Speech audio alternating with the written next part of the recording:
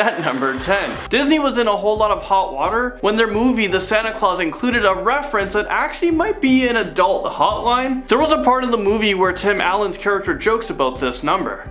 Neil's mom's number in case. 1-800-SPANK-ME. I know that number. And a Merry Christmas to you too. Well, kids actually decided to call that number, and I'm sure a lot of you guys are trying it right now. Well, they were pretty shocked when they found out that it was an operating sex hotline that charged callers by the minute. So needless to say, lots of kids racked up some pretty huge phone bills as a result of this huge mistake, and I can't believe something like that could actually happen. I mean, someone had to have known that this was an operating number. I refuse to believe that this is just an innocent mistake. Creeping on our list, and at number 9 we have Aladdin's naughty message. Come on, good. Can you just take off? Okay, I'm not sure. Did you guys catch that? Apparently Aladdin isn't as innocent as you might think. In the VHS version of the movie, you can actually hear him supposedly say, "Good teenagers, take off your clothes." Well, let me play that clip again for you guys.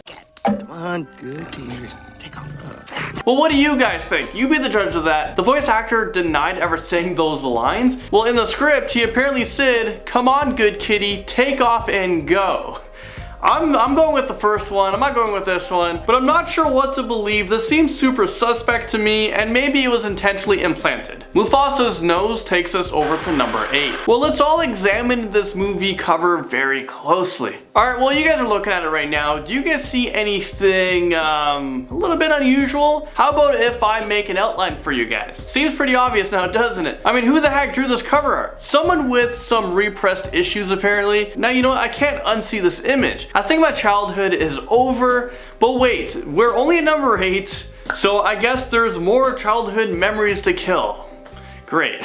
With that all being said, and at number 7 we have The Unconscious Woman. Did you guys ever notice that Disney had a really creepy recurring theme in a lot of its movies? I'm specifically talking about the fact that in both Snow White and Sleeping Beauty, the princesses could only be woken up when they got kissed by a prince. Well, does anyone else see a problem with this? They are literally unconscious women who've never met any of these men before, but they were basically being violated. I mean, what the heck are we teaching our kids? I mean, Bill Cosby went to jail for this sort of thing, and we're now prompting this in Disney movies. This is actually so bizarre, so let's move on. Esmeralda's naked body and her fire dance brings us to number 6. I think Disney needs to start doing some background checks on their employees, because they have some pretty perverted people working in the art department. I mean, I can't even count on my hands. I mean, how many inappropriate things have slipped into Disney movies? And the next one is no exception. Well, take a look at this picture right here. You can clearly see that Esmeralda's body is highlighted and appears to be naked during her fire dance. In most of the dance sequence, it looks like she was clothed, but there are a ton of frames where it looks like she's actually naked. I just don't know what or who to believe anymore. I mean, my whole childhood, it was just one big lie, wasn't it? Alright, give up all your morals, and this takes us to number 5. There are a lot of life lessons that can be learned from watching movies, especially Disney movies. Well,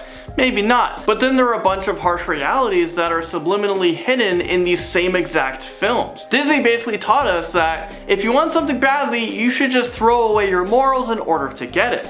Don't believe me? Well, I'm giving you some examples, I'm giving you some receipts. In The Little Mermaid, one of the worst lessons that was embedded into the film was when Ariel basically sold her soul to Ursula so she can get a pair of legs. She has no problems leaving her family, her friends, leaving her home, and losing her voice to chase the possibility of marrying a prince. The prince falls in love with her because of her looks, not her personality. So what is Disney trying to teach us here? What are they telling us? I mean, this is not okay. Next up, number 4, we have a naked lady poster. I kid you not, this is probably one of the most recognizable subliminal messages that has ever been found in a Disney movie. If you rewatch the VHS copy of The Rescuers, you will actually see one of the most inappropriate background images ever seen. It's not even a cartoon naked lady, it literally looks like an actual picture of a topless girl with her arms spread. Why is this even featured in the movie? It has no business being there. The overly excited minister tramples onto our list at number 3. Yeah, That's right. We're talking about The Little Mermaid once again. We can probably do a whole top 10 list on The Little Mermaid. But this subliminal message is even more creepy because it involves a priest. Okay, do you guys remember the scene where Ursula is tricking Prince Eric into marrying her? Well, apparently someone was extra excited at the ceremony and they decided to make an appearance.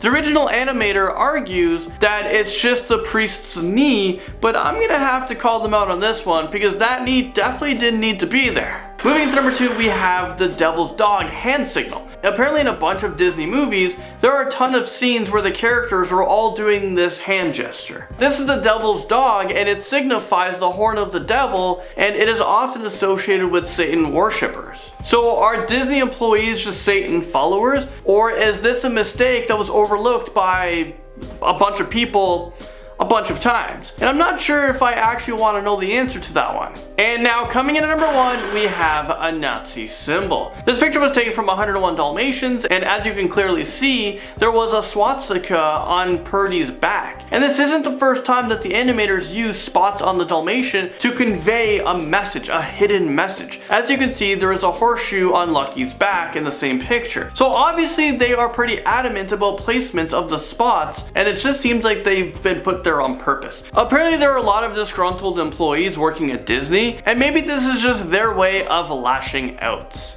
Number 10, Drake and Josh, Josh is gone. We're actually going to kick off this list with a show that I have never seen before. Really for 2 reasons. This show was a little after my time. By the time this show came out, I had learned what HBO was. And when things like The Sopranos are on TV, Drake and Josh just doesn't really cut it. And 2, when I was younger, I didn't really want to watch shows with real people in them. They just seemed boring to me. Why would I watch a show about 2 brothers bickering when Moses was splitting the Red Sea with a Beyblade? Much better television. But in the episode Josh is Gone, Drake and Josh have a major falling out that ruins their friendship. And throughout the episode, we see Drake's life unravel until he reaches a major breaking point. At the end of the episode, they hang out again, but the friendship isn't entirely repaired. The whole episode kind of has this dark underlying tone that sometimes you lose your friends, and in real life, these guys aren't even friends anymore. Number 9, Adventure Time Apocalypse. Now this one doesn't cover a specific episode because there are so many episodes in Adventure Time that reference the world that existed before the Candy Kingdom.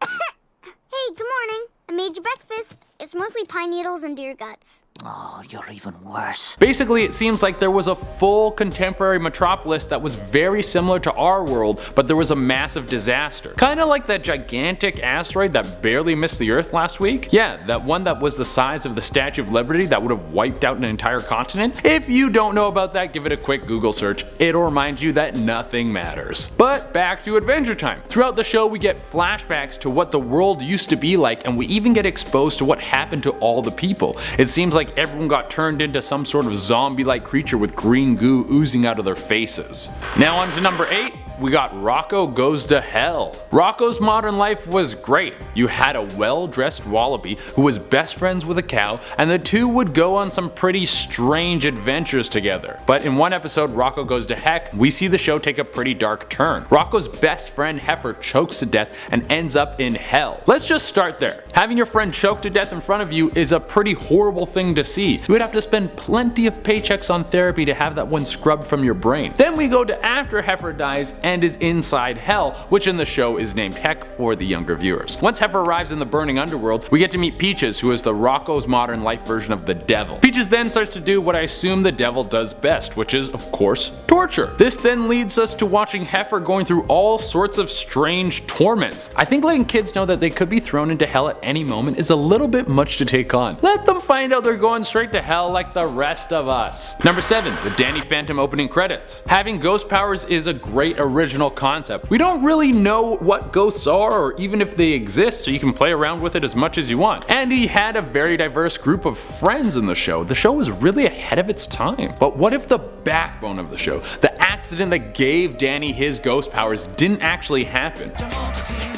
When it didn't quite work, his folks, they just quit. But then Danny took a look inside of it. There was a great big flash, everything just changed. His molecules got all rearranged. Well, the accident happened, but instead of giving him ghost powers, it sent him blasted into a coma, and all the crazy adventures he goes on are just figments of his imagination in a coma state. There have been cases of people in comas where they can hear what's going on around them, so maybe Danny Fenton is in a coma and all the different characters that are around him are the doctors, nurses, and visitors that are coming in to see him. Maybe the reason he goes between ghost and human form is because he's constantly on the edge of life and death. Number 6. Episode 29 of The Amanda Show. The Amanda Show was one of the best kids sketch shows of all time. It set up Amanda Bynes to be one of the biggest comedy stars ever. But then of course her life took a turn for the wild side and she started saying things about how she wanted to bang Drake. Then she got those permanent dimple piercings, you know, those ones that make you look like you never say no to bathroom drugs. Well, before all this went down, her show had an episode with themes that were a little bit more on the risky side. In episode 29 of The Amanda Show, it starts out with an Italian man who explodes out of nowhere. Then later in the episode, it's followed by a sketch with a family known as the Luckless. They are so unlucky that nothing lucky ever happens to them. This sketch ends with a meteor smashing into the Luckless's home and destroying it. Now on their own, these sketches aren't too bad, but if you wrap in the fact that this episode aired right before 9/11, then you can see why it was taken off the air. A man blowing himself up and a flying object destroying a building would have for sure been in bad taste. And the underlying theme that people might think is there is that it's all conspiracy theory and the Amanda Show people were trying to tell us what was gonna happen. Probably not, but who knows. Number 5. Steve Does Drugs. Blue's Clues. By the time Blue's Clues came out, I was already too old. The anime era had grabbed me, and I wasn't some juvenile kid anymore watching baby shows. I was an angsty preteen who would cry if he misplaced one of his shiny Pokemon cards.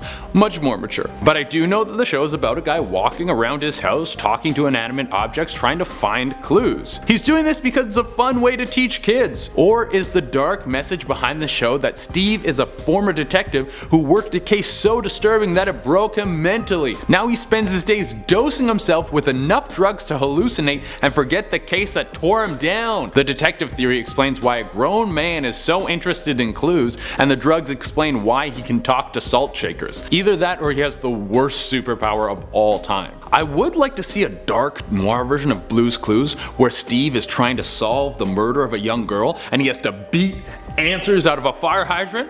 That would be interesting. Number 4 is SpongeBob Dying for Pie. So how did all the characters in the SpongeBob universe come to be sentient beings with complex emotions and an entire society similar to our own? Is it all made up? Or is it because they're sea creatures that got blasted with nukes and now they all got mutated? That's how life starts, right? You blast things with nuclear energy and then everyone gets smarter. Well, the theory is that the underwater world of Bikini Bottom got all of its super intelligent life forms from nuclear bomb testing. This theory is kind of backed up by the episode Dying for Pie, where SpongeBob has a pie with a bomb in it, and when it goes off, it's a nuclear level explosion. I was saving it in my pocket for us to share. Let's eat. Oops.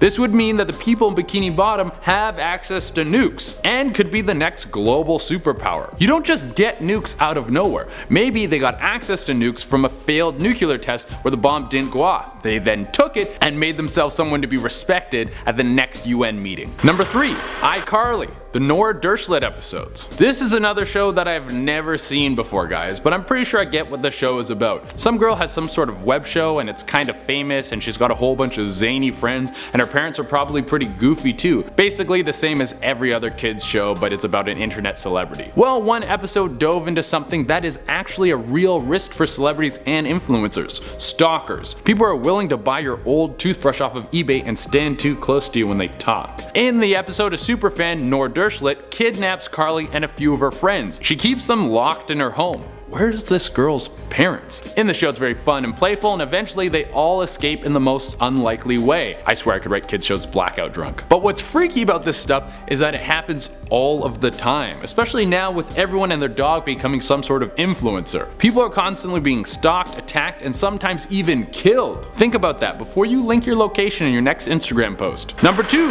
Mr. Dink from Doug is a predator. So on the first day of Doug moving into his new neighborhood, he meets his his neighbor Mr. Dink. And what's the first thing that Mr. Dink does to the 11-year-old boy that he just met? Do you have time to watch the official Welcome to Bluffington video? It's short and informative. Well, my family's starving and I really... Well, of course you do. Well, he invites him in to watch a movie all by himself. My god, dude, this is wrong on so many levels. In later episodes, Mr. Dink becomes Doug's Boy Scout leader, which is basically a child molester's dream job. And of course his name is Mr. Dink. How many more warnings do you need? Number 1, Degrassi. Holy! Degrassi touches on so much at one school. We have teen pregnancies, fights, sexual assaults, even Drake gets shot. The dude gets shot and put into a wheelchair. My school was nothing like this. People were all cool with each other, even the pregnant ones. There's too much going on in this show just to pick one episode, but all the hidden meanings are basically that growing up is super hard and you should always wear a condom. Starting off at number 10, we have Furbies. Of course, Furbies would be on this list. Those toys are terrifying with their soul-sucking eyes. Can't lie, I had one of those when I was younger, but I never put the batteries in. I was terrified of it attacking me in my sleep. This Furby isn't one to do that, but it is one to swear. Apparently, this Furby was caught saying what the F and then F you, and not just like F, like the full word. This led to children repeating these phrases. Parents also claim that the Furby was causing more violent behavior in their kids, while also promoting them to swear. Next up at number 9, we have the good old Minions. Minions are cute, right? I mean, they can be annoying, but the movie Despicable Me was a success, so obviously tons of Minion toys, clothes, and memorabilia were made to continue profiting off of the movie's success. Now, McDonald's Happy Meals started releasing collectible Minion figures. Each Minion is dressed differently and says something different. For example, one laughs and then it says banana, its usual catchphrase or whatever. Now, there is one toy in this collection that has been getting a lot of backlash, saying that it was promoting kids to swear. It's the Minion that's dressed in caveman attire. You can hear it say what sounds like, what the F. Now, this isn't scary per se, but what is scary is the effect that it can have on children. Parents were complaining that their child immediately started saying the F word. It's the fact that children can mirror speech and behavior patterns so quickly that even a toy can influence this. Moving on to number 8, we have the hypnotic ocean toy. For Christmas one year, the Skeleton family, yes, that's their real last name, the Skeletons, they received a gift for their little baby. This gift was seemingly innocent. It was a toy from the Walmart brand called Kid Connection, and it was a plastic boat that would attach to the baby's crib. It then would play calming ocean noises or music to try and help the baby fall asleep. However, while it was playing one day, the mother noticed a hypnotic voice coming from the toy. She claims that it sounded like it was saying, "I hate you." The family decided to take the toy back to Walmart thinking that maybe it was just a glitch. However, they found that all of these products had this message. Walmart did a great job at hiding this from the public. In fact, there's only one article from the Columbia that talks about this instance. Walmart pulled all the toys from the store and never even addressed this product recall. Now, people have many theories surrounding this toy. The main theory being that since this toy was made in China, it was their attempt to manipulate children into self-hate and misery. Next up at number 7, we have the Velcro throw and catch toy. Two brothers from the UK aged 7 and 6 were playing with one of those Velcro throw and catch toys. Basically, it's like a disc you slide your hand on, it's all Velcro, you can throw a ball and it sticks to it no problem. Kinda fun. Seems like an innocent toy, right? However, after being left out in the rain, the Velcro peeled off to reveal a disturbing image. The image was captioned S-head, the swear word, and showed a boy who appeared to be flinging feces. This one might appear more funny than scary, but again, it's the fact that the company made this and almost got away with it. What if the mother didn't find it? How many other kids have this toy and have seen that image? Why is this toy promoting inappropriate language and behavior? It's disgusting. Coming in at number 6, we have Hatchimals. Hatchimals are created by Spin Master and are little robotic type creatures that hatch themselves from an egg. In fact, this toy was ranked the hottest toy of 2016. Several parents have claimed that their children's Hatchimals make sexual noises and swear in their sleep. Apparently, when the Hatchimals are sleeping, it doesn't quite sound like snores. In fact, it sounds more like moans, and then it repeatedly says, "F me." However, the company denies this and says it's just supposed to be unidentifiable noises noises. Either way, it does kind of sound like that, and as a result, it was exposing children to sexual content at such a young age. Now, I'm tired of having children's toys sexualized, and although this probably wasn't done on purpose, it still makes me concerned for the susceptible minds of children. We are now at our 5th and halfway mark with Elmo. Now, the Elmo dolls are pretty creepy as it is, but parents and children still love this cuddly laughing doll. Now, Fisher-Price came out with the Elmo Knows Your Name doll. Honestly,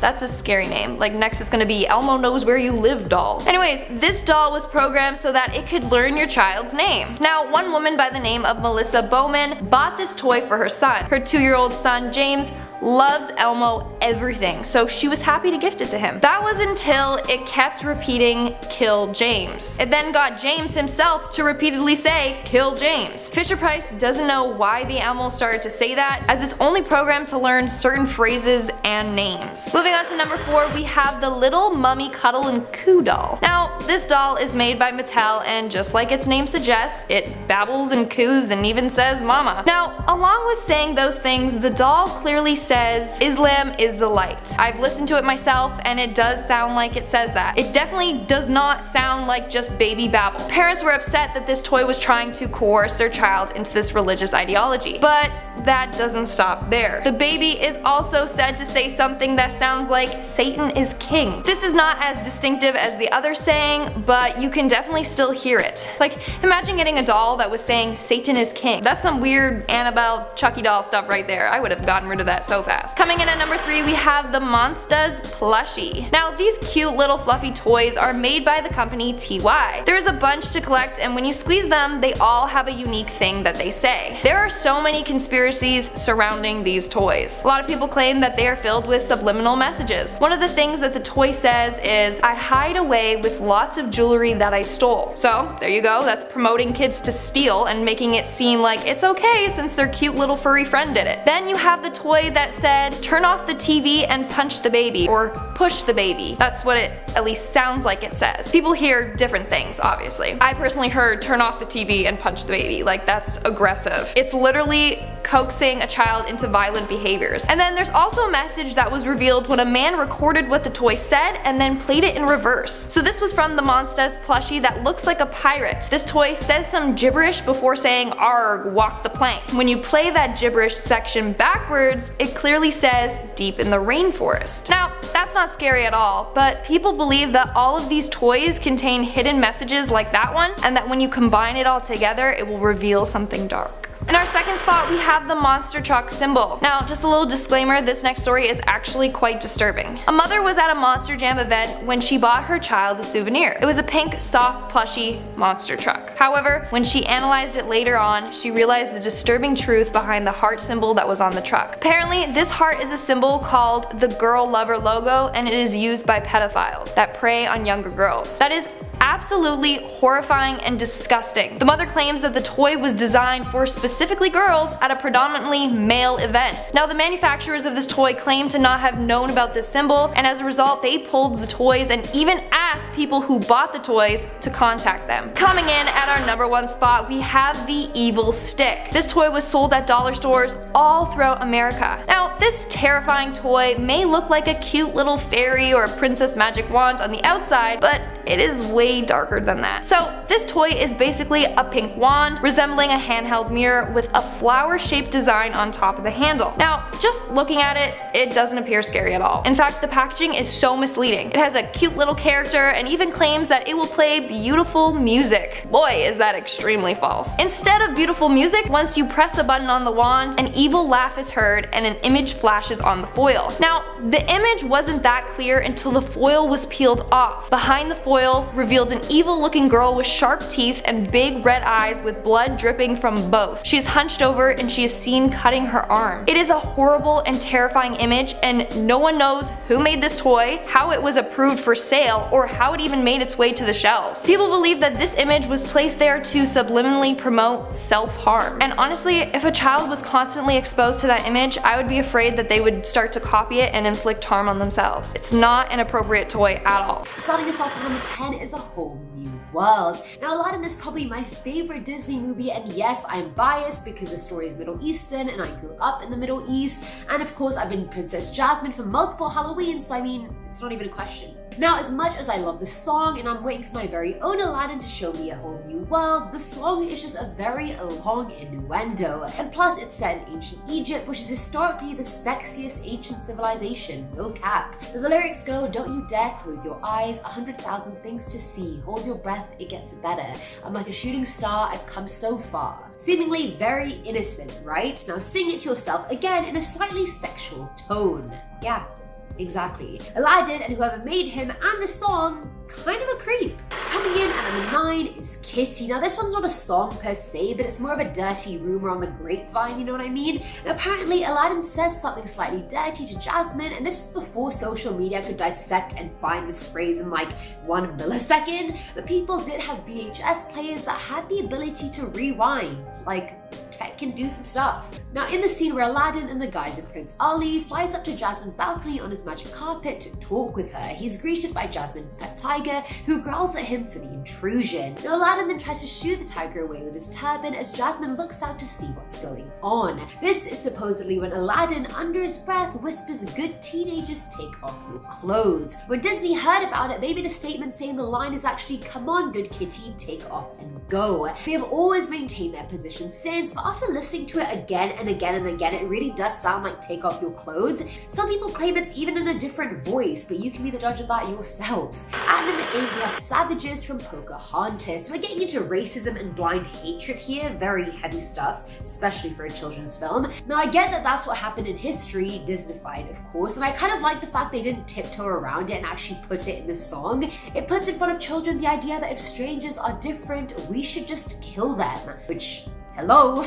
It also puts in front of them the words dirty shrieking devil, so you know, hey Disney. Now the lyrics go something like this: what can you expect from filthy little heathens? Here's what you get when races are diverse. Their skins are hellish red, they're only good when dead, they're vermin as I said, and worse, savages, savages, demon, devil. Kill them, savages, savages, what are we waiting for? Destroy their evil race until there's not a trace left. Like surely I do not even have to point out how inherently racist this entire song is. Following on the 7th slot is He's a Tramp. From Lady and the Tramp 5, this song features these lyrics. You can never tell when he'll show up. He gives you plenty of trouble. I guess he's just a no-count pup, but I wish that he were doable. Now this song is essentially just about dog booty calls, which I can't even wrap my head around, nor do I want to be honest. A little mild on the creepy scale, but also definitely not exactly kid-friendly content. I mean, the title of the song literally says it all. There's really not much more I need to add on, to be honest. Next! Now, at number 6 is Robin Hood's Love. I honestly loved this movie. I read the book when I was young, and I fell in love with the concept of what he was doing. Thief, yes, but criminal? Not exactly. Sung by Maid Marian, the lyrics go as follows. It seems like only yesterday you were just a child at play. Now you're all grown up inside of me. If that's not the creepiest sexual innuendo in a children's movie, seriously, I don't know what is, considering she's singing about Robin Hood, you know, inside her. I know she's referring to the love she has for him growing inside her, but that's just very poor choice of wording. Like, seriously. Coming in at number 5 is Be Prepared. Now this song's from The Lion King, and the scene involves Scar singing about plotting the king's murder, you know, as all evil lions do.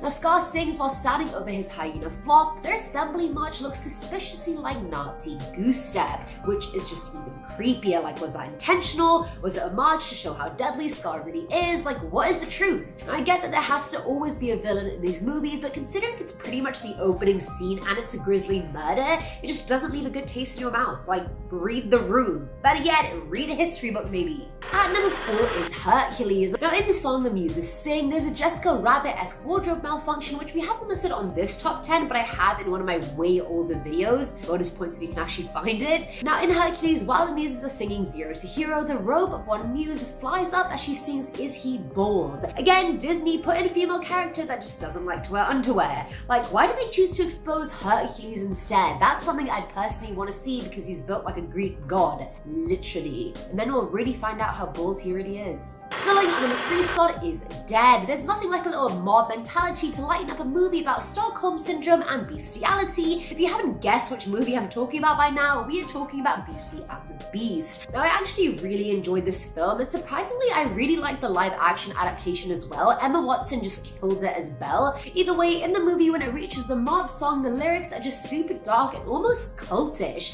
For example, but we're not coming home till he's dead. Good and dead killed the beast. It's so dark, it is so demented, and the scariest of all, it is so possible. Given human nature, humans are like sheep who enjoy being herded, whether they're aware of it consciously or not. He's not like us, he's different, so let's just kill him. That's probably the most terrifying thing about this song, is that it could totally happen, and it has happened many, many times. I don't know why we live in a world where people fear people who are not like you. Different doesn't mean bad. Now, at number 2 is Hellfire. I had The Hunchback of Notre Dame as a VCR tape, so before I even had Disney Channel, I'd watched this movie a billion times, so it was my first most beloved Disney film. Esmeralda is also a hottie, just gonna slide that in there real quick, recognition where it's due. Either way, the lyrics go as follows: fire, hellfire, this fire in my skin, this burning desire is turning me to sin.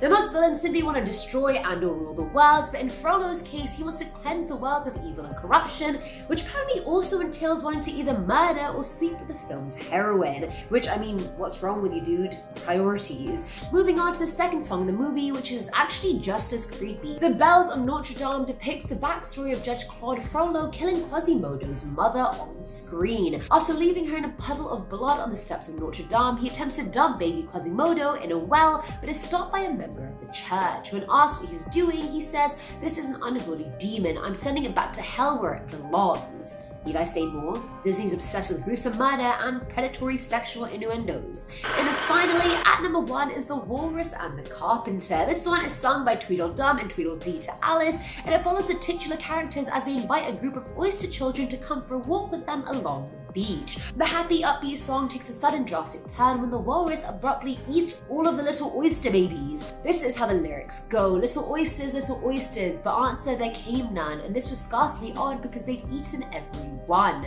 That's right, it's a song about poking fun at the mass murder of innocent children that occurred moments beforehand. Okay, yes, the children in question are oysters, not humans, but they still have faces and the ability to talk. Like, is it reaching to say the word oyster sounds like foster? And could it be foster children they're referring to? I don't know, just something to think about, folks. In at the number 10 spot, we have Good Teenagers, Take Off Your Clothes, and that was a phrase said in the popular movie Aladdin. What? So in the scene, Aladdin and the magic carpet fly up to Jasmine's balcony, only to find Jasmine's tiger Raja was up there. You can hear a little subtle voice in the background that supposedly says, "Good teenagers, take off your clothes." In order to hear this, you actually have to turn up your TV really loud. Disney released a statement saying, in the movie Aladdin, it doesn't actually say that. What? What are you guys hearing? It actually says, "Come on, good kitty, take off and go." The rumor started in 1993 when Aladdin was released to VHS. And at the number 9 spot, the word sex is spelled out in the Lion King movie. A 4-year-old boy from New York actually spotted this image while he was watching the movie. So just around halfway through the movie, there was a cloud of dust that forms when Simba, Pumbaa, and Timon were gazing into the stars while on a cliff. If you actually watch carefully, the newly formed dust appears to spell out S-E-X. Of course, Disney had a rebuttal, and they said that the image actually spells S-F-X, and there's not that line on that E. It was inserted by the special effects group, so it's supposed to spell like special effects abbreviated. Things are looking up into the number 8 spot. Well, I'm talking about the minister's erection in The Little Mermaid. So during Ursula's wedding scene, you can notice something protruding from the minister's pelvic region. And it looks like someone is more excited about this wedding than Ursula. Although it does look like an erection, if you look at this scene from a different angle, it's the minister's knee, and it's just badly positioned. Okay, so in at number 7,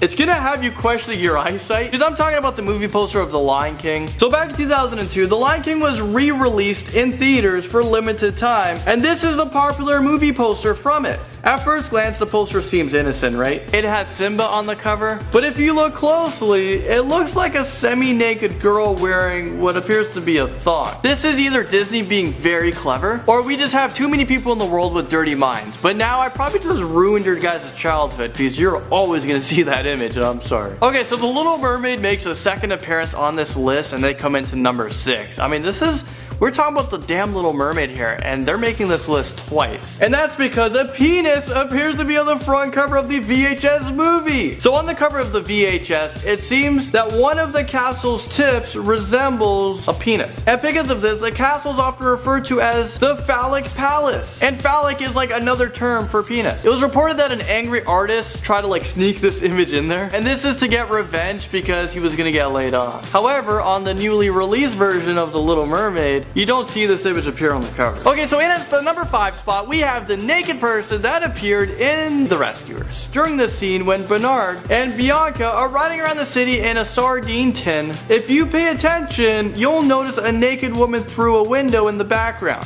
Disney actually made this subliminal message public, and they claim that she was put into the film during the post-production. On January 8th of 1999, Disney decided to recall 3.4 million copies of the 1977 animated movie. Well, if you thought things couldn't get any more shocking, well, I'm sorry to say it does, and this next one comes in to number.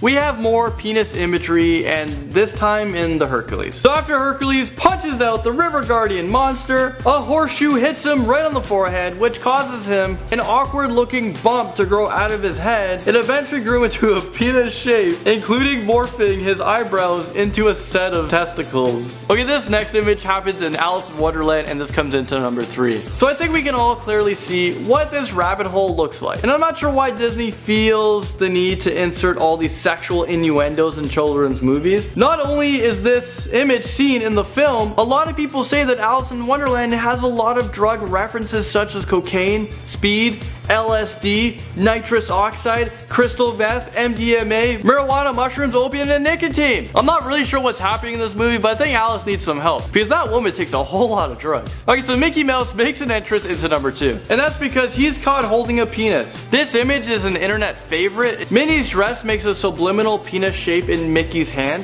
which confirms a lot of people's beliefs that Disney sexualizes their content and displays it for a vulnerable audience. Okay, so we've all made it to the moment you guys have all been waiting for. We're in at number 1. But quickly, let's recap everything we've had. We've had The Little Mermaid and all the penises. We've heard Aladdin tell teenagers to take off their clothes. We've seen the sex words in clouds, a naked woman in The Rescuers. Alice might be using a whole lot of drugs, but in at number 1, things get a whole lot worse. And we're talking about the movie The Monsters Inc. that did really good in the movie theaters and was seen by a lot of people. So what are we talking about? Well, this graphic image, which was allegedly seen in the final scenes of The Monsters Inc., it depicts what appears to be a children's drawing of 2 people in a compromising position. This image has been circulated all over the internet, and it's left people wondering if this image is real or if it's just a hoax. So I looked into it a little bit more, and it actually turned out that this isn't the image used in the movie. Someone photoshopped this really well, and it was able to like spread this rumor.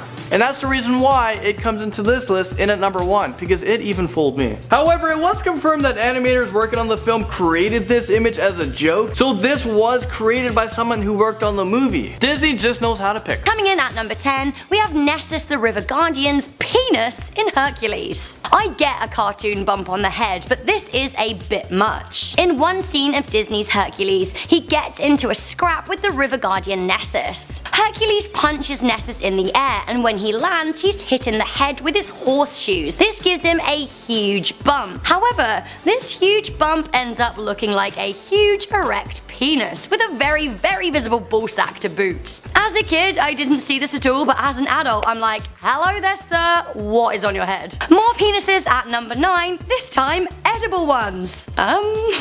Hannah Montana, what are you flogging there? Disney's Hannah Montana had a load of marketing material to promote alongside one of the movies. This also included what they called concert candy. Alongside an image of Miley holding a microphone to her mouth were some really light skin colored gummies in dubious shapes. Pretty phallic, really. She's like this, and then there's a packet of cocks. Literally, a bag of dicks. I think that these would be best served at a bachelorette rather than a kids SingStar party, but that's just me. I can't believe I'm about to say this, but check out these butt beads in Cinderella at number 8. What are these cheeky mice up to? Whatever it is, I'm not sure that it belongs in a Disney movie. What was an innocent scene with Cinderella's rodent friends Gus and Jack looks pretty dodgy when you pause it. A bead necklace is broken, and Jack is trying to collect some of the beads on Gus's tail. However, without context, Next, this still image looks like Jack is ramming some beads up Gus's bottom. Peter Pan's schlong is coming in at number 7. In one scene, Peter Pan is dancing around with his irksome shadow, and I mean, I don't know how to say this, but Peter's, yeah, he's showing some signs of not being a child anymore, right there. Wow. Here's a still image, and here's a gif of the moment. It's like, surprise, here's my penis, which is really inappropriate because he's supposed to be a very young teenager. Just like, put it away, Pan. Coming into number 6, we have the much debated sex in the sky in Lion King. At one moment in Disney's The Lion King, Simba flops down on Pride Rock, and it looks like the stars spell out sex. The official line is that yes, the stars do spell something, but it is supposed to say SFX, a mark to the production team. However, many people are convinced that it says sex, and when you see it, it's really hard to unsee. Another Lion King offering at number 5, we have these boobalicious sand dunes. In one scene, Zazu is taking Nala and Simba to a watering hole, but in the background, there's a palm tree and some sand dunes, except those sand dunes without a shadow of a doubt look like they've been drawn to look like boobs. I mean, there they are, the lovely lady humps. Look for yourself. I think that you can achieve sand dunes without adding dark spots in the middle. That is a nip, if ever I saw one. Disney isn't even trying to make these boobs subliminal. Get a load of this harpy from Fantasia. She's nude, she's angry, she has pert breasts. I never noticed this woman as a child, but as an adult, I mean, I'm all for freeing the nip, but whoa, they're Disney. More naked ladies at number 3, we have Esmeralda dancing naked in flames in The Hunchback of Notre Dame. Sexually repressed Frollo imagines a naked Esmeralda as he sings about hellfire. He clearly wants her, but she is not up for it at all, so he gets pretty angry and pretty vengeful. He imagines her dancing in flames, but at one point she's clothed, then at another, she definitely isn't. Hello there, nude Disney character. This is more than a little disturbing. We have the minister's erection in Ariel the Little Mermaid coming in at number 2. As Eric is under Ursula's spell and they're about to get married, the minister gets a little overexcited. Why? Why did they draw that bump? I don't know what we're supposed to think. Some people say it's a knee, but I'm like, maybe from his 3rd leg. Woohoo! Finally, at number 1, I just can't see this. Absolute bum alert. Bum. We have this cheeky bum in the Lion King poster. Here is the Lion King poster. Totally fine. But wait. When you look a bit closer, it really does look like a sexy lady's backside. And she's there, ready, with a pert butt. See? Yeah, you won't be able to unsee that.